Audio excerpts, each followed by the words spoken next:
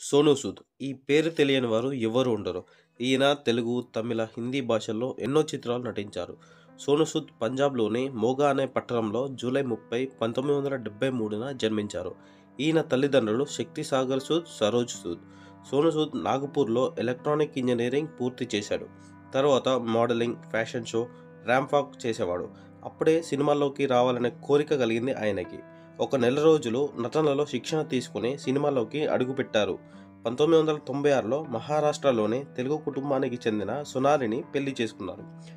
Corona వ్యాప్తి సమయంలో దేశం మొత్తం లాక్డౌన్ కారణంగా వివిధ ప్రదేశాల్లో చిక్కుకున్న వారిని సొంత ఖర్చులతో వారి ఊర్లకు పంపించేవాడు. అలాగే ఆక్సిజన్ కొరత ఉన్న చోట్ల సిలిండర్లు సమకూర్చడం, ఉపాధి కోల్పోయిన వారికి బ్రతుకు తెరువు కల్పించడం వంటి చర్యలతో సినిమాల్లో విలన్ అయినప్పటికీ నిజ జీవితంలో హీరోగా నిలిచారు. ఇలాంటి మరిన్ని విషయాలు తెలుసుకోవాలనుకుంటే ఫుల్ వీడియో కోసం కామెంట్ చేయండి.